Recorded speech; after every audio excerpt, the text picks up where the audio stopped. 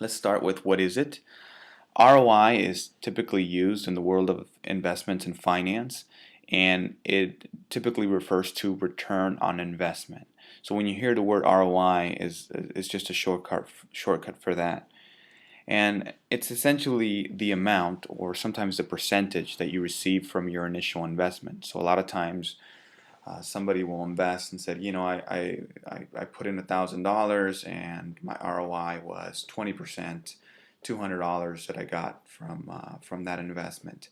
So again, the amount that you receive from your initial investment, the return on that investment.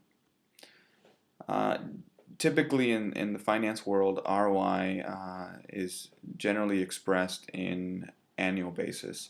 So an ROI of 5%, ROI of 20% typically refers to an annualized number. So if you had an investment over 10 years, for example, and you achieved an ROI of 8%, which is very good, it doesn't refer to 8% for that particular year. It refers to 8% per year compounded. And I'll explain a little bit of what that is a little bit later in the presentation.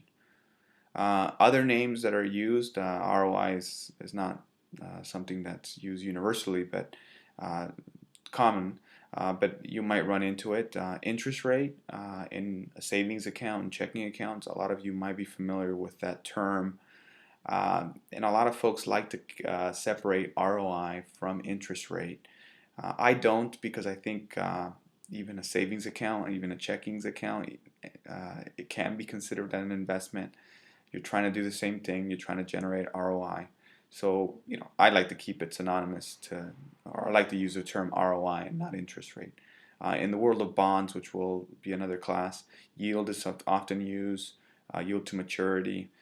You don't have to worry about that now.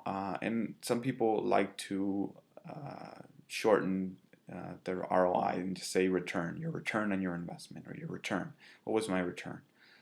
So those will give you a sense. Again, what is it? ROI is a return on investment. It's the amount or percentage that you receive from your initial investment expressed in annual basis, and there's other terms that you can use as well.